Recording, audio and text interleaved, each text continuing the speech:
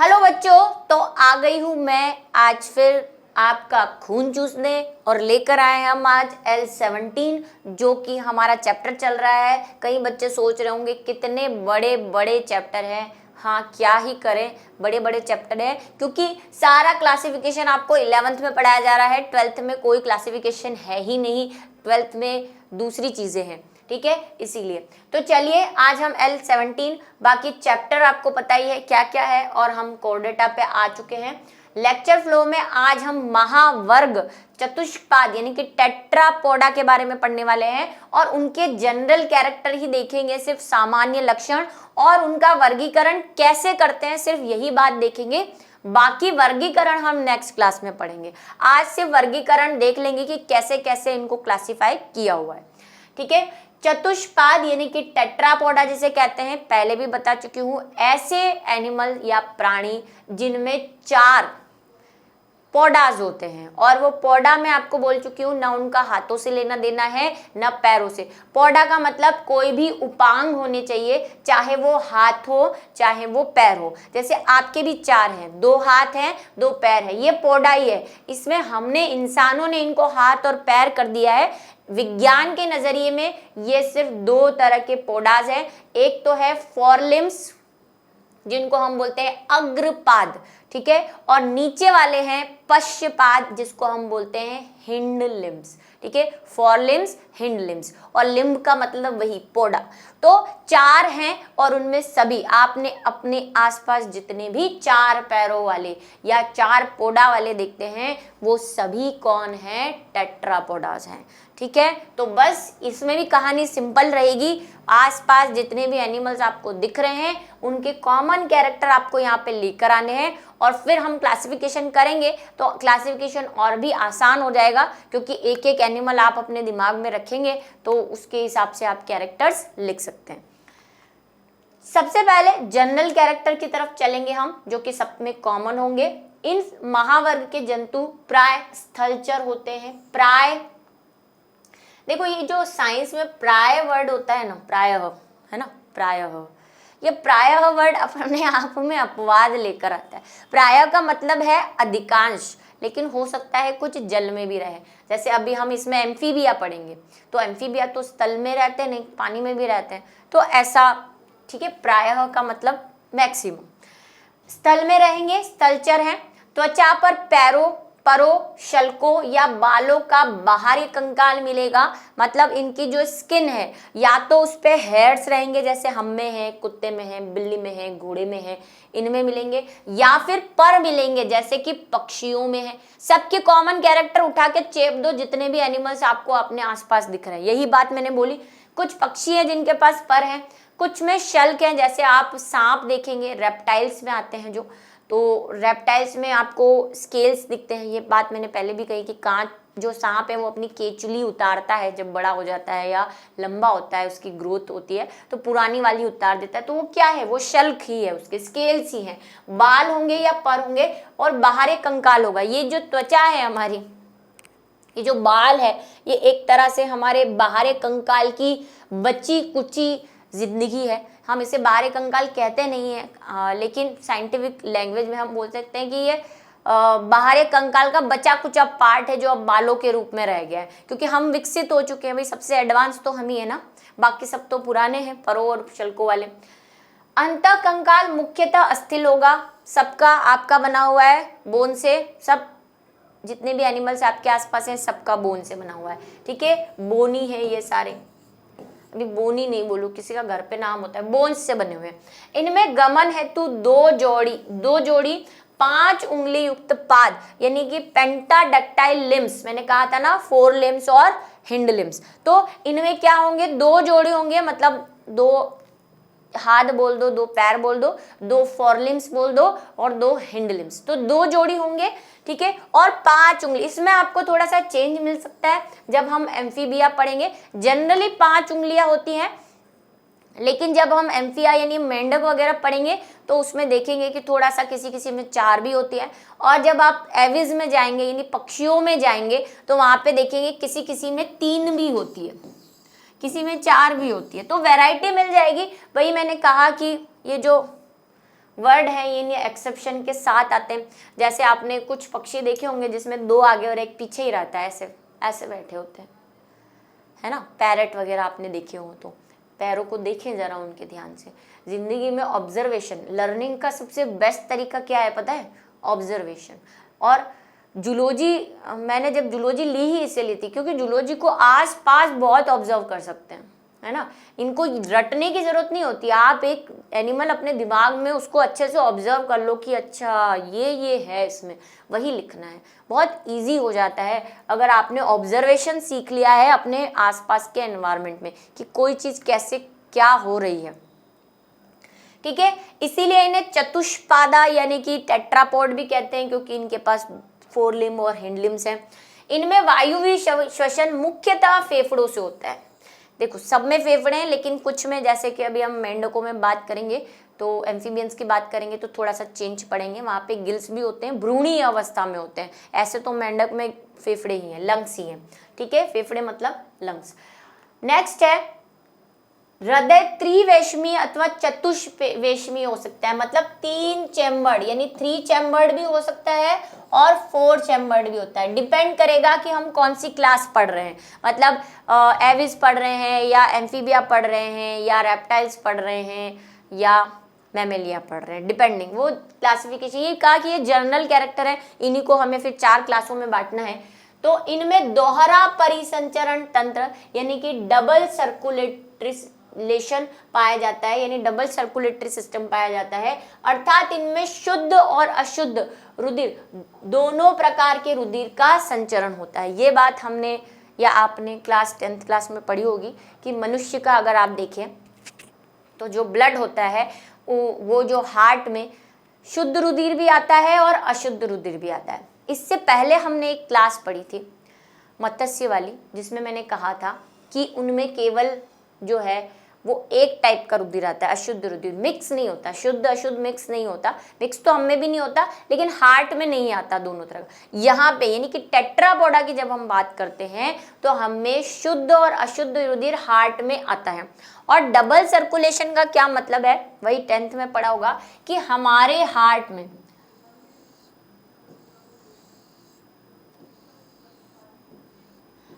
Heart में क्या है कि ब्लड जो है वो 2 बार आता है। ब्लड जो है पूरे एक साइकिल पे 2 बार आता है। कैसे? एक बार तो पूरे शरीर से अशुद्ध रुधिर जो है वो हार्ट में जाता है, ठीक है। यहां से ये कहाँ जाता है? ये यहां से जाता है लंग्स में। भाई एक जनरल आइडिया दे रही हूं मैं, हार्ट नहीं पढ़ा रही इसलिए उस पर न जाए। यहाँ से ये शुद्ध होने के लिए किसके पास जाता है? हार्ट के पास, लंग्स के पास जाता है। फिर लंग्स से एक बार आ गया ब्लड, सारा ब्लड कलेक्ट होके क्या कहाँ आ गया है? हार्ट में, एक बार हो गया। फिर ये लंग्स में जाता है, लंग्स इसको शुद्ध करके वापस कहाँ भेज देते हैं? हार्ट में भेज देते। तो 2 बार आ गया। तो एक पूरे साइकिल में हमारा ब्लड यानी कि जितने भी टेट्रापोडा है उनका ब्लड हार्ट में 2 बार आता है, इसीलिए इसको बोलते हैं सर्कुलेटरी सिस्टम या डबल सर्कुलेटरी या दोहरा परिसंचरण तंत्र, ठीक है। अगर किसी को नहीं पता हो या 10th का भूला बिसरा रह गया हो तो समझा दिया, वैसे पता होना चाहिए। संवेदी अंग कौन कौन से हैं? जो आपके हैं, आंखें हैं, कान है, त्वचा है ना, नाक है, ये सब संवेदी अंगों में आते हैं। संवेदी अंग आंख, कान, नाक वायु में कार्य करने हेतु उपयोगी होते हैं। भाई एयर में रहेंगे ना जितने भी हैं, चाहे मेंढक थोड़े टाइम के लिए पानी में जाता है लेकिन मैक्सिमम स्थल पे रह रहा है, तो स्थल पे रहने के लिए हमारे पास ये संवेदी यानी सेंसरी ऑर्गन है जो हमें इस स्थल की वायु में रहने के लिए क्या बना रहे हैं? उपयोगी बना रहे हैं। ये असमतापी व समतापी होते हैं। इस बात को मैं पहले डिस्कस कर चुकी हूँ, एक बार और कर दीजिए मैम। तो कर दूंगी, रुको पहले एक और पढ़ लो। यह पर्याय एक लिंगी है, मतलब कैसे होंगे? यूनिसेक्सुअल है। कैसे हैं ये? यूनिसेक्सुअल मतलब एक शरीर में एक ही तरह का लिंग उपस्थित होगा, ठीक है। अभी ये समझा रही हूँ असमता पे, मुझे याद है। पाचन तंत्र, श्वसन तंत्र, जननान तंत्र पूर्ण विकसित है। ये बात तो वही कॉर्डेट की हो गई कि अब हम इतने विकसित हो गए कि हम में सब कुछ, digestive system, respiratory system, reproductive system, है ना, सेंसरी सिस्टम, सब कुछ अच्छे से, न्यूरल सिस्टम, ब्रेन आ चुका है हम में, ग्लैंड्स बन चुकी हैं, सब में है, कुत्ते में भी है, गाय में भी है, सब में ग्लैंड्स है।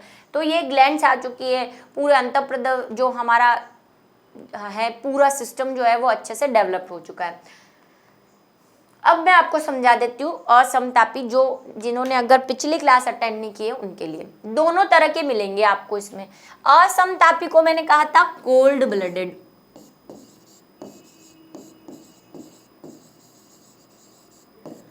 ठीक है, और समतापी को बोलते हैं वार्म ब्लडेड, गरम खून के प्राणी। काहे लड़कियां कहती हैं कि हम हॉट गर्ल्स हैं? भाई सभी हॉट गर्ल हैं, लड़के भी हॉट ही हैं, वार्म ब्लडेड ही हैं सभी, हम सभी मतलब मनुष्य जितने भी हैं वो सब वार्म ब्लडेड हैं, मतलब समतापी है। देखो हिंदी वालों के लिए काम इजी हो जाएगा।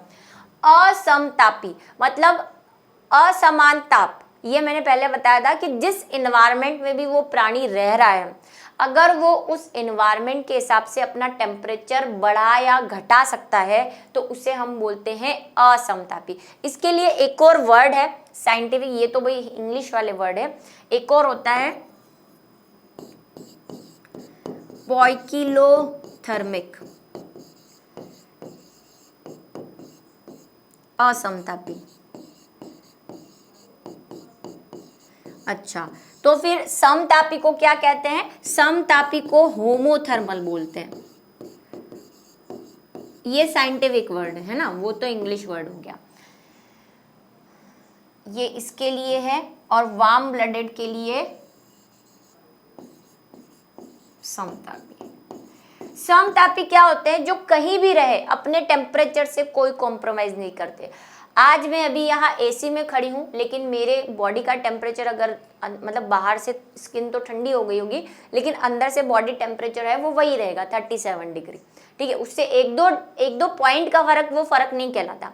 इनमें तो भाई मैक्सिमम आता है। अगर ये ठंडे इलाकों में जाएंगे, मान लो उस जगह पे जहाँ पे ये रह रहे हैं वहाँ पे अचानक ठंड पड़ने लग गई, बर्फ गिरने लग गई, तो इनका टेम्परेचर जहाँ 22-23 था, एग्जाम्पल दे रही हूँ मैं, 22-23 था, वहाँ पे 16-17 डिग्री, 4-5 डिग्री का डिफरेंस आने लग जाएगा। और अगर गर्मी, रेगिस्तान में बहुत भयानक गर्मी पड़ गई तो इनका टेम्परेचर अपने आप बढ़ के 40-45 डिग्री पहुंच जाएगा। कहाँ 22, कहाँ 40-45, है ना, जस्ट एग्जाम्पल। तो ये असमतापी होते हैं, कोल्ड ब्लडेड होते हैं। इनमें कौन कौन आएंगे? इनमें आप तो एक रेप्टाइल्स देखोगे वो कोल्ड ब्लडेड होते हैं, एक एम्फीबियंस भी देखोगे, है ना, मेंढक। तो इनमें इसके लिए स्पेशल कैरेक्टर पाए जाते हैं, वो हम जब वो पढ़ेंगे क्लास तब पढ़ेंगे कि क्या क्या इनमें स्पेशल कैरेक्टर हैं जिसकी वजह से इनमें कुछ ऐसे प्रोटीन्स होते हैं, कुछ ऐसी वसाएं होती हैं, कुछ ऐसे केमिकल्स होते हैं जो इनको इस एनवायरनमेंट में ये टेम्परेचर चेंज करने के लिए अडप्ट करते हैं, अनुकूलित करते हैं। अडप्टेशन पढ़ा है, ये इनका अडप्टेशन होता है असमतापियों का, ठीक है। तो ये होते हैं, और भी बहुत सारी चीज़ें होती हैं जो आप थोड़ा सा तो हायर लेवल पे तो ग्रेजुएशन पे पढ़ोगे, 1-2 पॉइंट आपको हम क्लास के साथ बता देंगे। समतापी में हम आ गए, हमारा टेम्परेचर नॉर्मल रहता है, हम वार्म ब्लडेड हैं, ठीक है, हम वार्म ब्लडेड है। सिर्फ लड़कियां ही नहीं, हम वार्म ब्लडेड है। आज सी लड़के भी बोलेंगे we are also hot blooded, ठीक है। चलिए आ जाइए, बाकी कहानी कह ली हमने, यूनिसेक्सुअल है भाई। अगर परिवर्धन देखना है आपको तो परिवर्धन इनमें दोनों टाइप का ही मिलेगा। 11th लिख दो, और परिवर्धन, क्योंकि वही अभी हम इसकी 4 क्लासेस पढ़ने वाले हैं। तो परिवर्धन इनमें कुछ में तो अप्रत्यक्ष है, वह कुछ में कैसा रहेगा? प्रत्यक्ष भी रहेगा, ठीक है। एग्जाम्पल कि खजाना है यहाँ पे, क्योंकि हम कॉमन एग्जाम्पल पढ़ेंगे अभी इसके। आवास, एक किस आवास में ये रहते हैं? शरीर ताप, जो मैंने कहा असमतापी है या समतापी है। त्वचा यानी कि इनकी स्किन कैसी है? कंकाल यानी इनका एंडोस्केलेटन कैसा है? पादों यानी कि पैर में जो डिफरेंसेस है, मैंने कहा किसी में 4 होंगे, किसी में 5, किसी में 4 लिम्स अलग तरह के होंगे, पंख बन जाएंगे, किसी में नहीं बनेंगे। हृदय यानी कि हार्ट में जो चैम्बर है, 1 है, 2 है, 3, कितने चैम्बर है। जनन कैसा होता है? अंडों, यानी कि अंडों के प्रकार के आधार पर भी। अब आप बोलेंगे अंडों के भी प्रकार होते हैं, बहुत सारे, लेसिथियल और माइक्रोलेसिथियल, मैक्रोलेसिथियल, बहुत सारे टाइप के अंडे होते हैं। पढ़ना है ये सब आगे जाके, अगर आप में ताकत रही बीएससी पढ़ने की। आदि के आधार पर महावर्गों यानी कि चतुष्पादों को निम्न 4 वर्गों में विभाजित किया गया है। ये हम पहले कर चुके हैं, एक बार फिर देख लो ताकि आपको रटा जाए।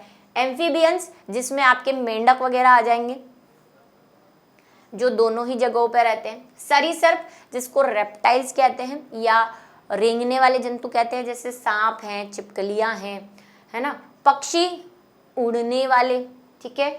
एविस जिसको कहते हैं, और स्तनधारी मैमेलिया जिसमें हम सब आते हैं, यानी कि मानव, कुत्ता, बिल्ली, गाय, भैंस, ये सब आते हैं, ये सारे। तो ये है इनका खजाना। ये देख लीजिए, ये सभी ये वो एनिमल्स हैं जो टेट्रापोडा में आते हैं। अभी आप बोल रहे होंगे कि सांप में तो पैर होते ही नहीं, है ना, पता है मुझे, ठीक है। तो वो कहानी हम जब रेप्टिलिया पढ़ेंगे तब पढ़ेंगे। Exceptions are always available in bio, और साइंस, केमिस्ट्री, फिजिक्स, सब में ही होते हैं। पूरी साइंस में ही एक्सेप्शन है भाई, ठीक है। तो ये है, चाहे आप कछुआ ले लो, चाहे आप क्रोकोडाइल, यानी कि वो क्या कहते हैं, अरे क्रोकोडाइल, मगरमच्छ ले लो, चाहे सांप ले लो, चाहे कुछ भी ले लो, ये सब टेट्रापोडा के प्राणी है। बहुत बड़ा स्केल है आपका इनका। और भी है, पक्षियों की भी कमी नहीं है। पक्षी आप देखोगे एविजी, तो दुनिया भर के हजारों करोड़ों की संख्या में आपको टाइप्स ऑफ बर्ड्स मिल जाएंगे, अलग अलग टाइप के। और जो ऐसे बर्ड्स जो उड़ते हैं, ऐसे बर्ड्स जो नहीं भी उड़ते, तो सभी को पक्षियों में ही रखा गया है। तो ये देखो, ये कौन है? ये है मैमेलिया बेचारे। ये अंकल को, ये वही अंकल है जिन्होंने साइंस बनाई है। तो किसी दिन मिले आप तो इनसे ज़रूर पूछिएगा ये अपवादों का क्या चक्कर है। चमगादड़ हो, चाहे गिलहरी हो, चाहे फ्लाइंग स्क्विरल हो, चाहे डियर हो, चाहे पर्क्यूपाइन हो, कुछ भी हो ये, ठीक है, ये पर्क्यूपाइन, ठीक है, और एंटीडोन, ये सभी क्या हैं? मैमेलिया के हैं। जिराफ हो, इनमें बहुत सारे अंतर आप देखेंगे जैसे जैसे पढ़ेंगे। तो आज हमको सिर्फ छोटा छोटा सा एक देखना था कि कैसे क्या हो सकता है, कैसे हम इनको पढ़ेंगे। तो ये सिर्फ एक आइडिया था। इसके बाद हम 4 क्लासेस पढ़ने वाले हैं, एम्फीबियंस, रेप्टिलिया, एविस और मैमेलिया। उसको अलग अलग पढ़ेंगे क्योंकि एक क्लास आज इसके साथ पॉसिबल नहीं थी। तो मिलेंगे अगले वीडियो लेक्चर में एम्फीबिया के साथ।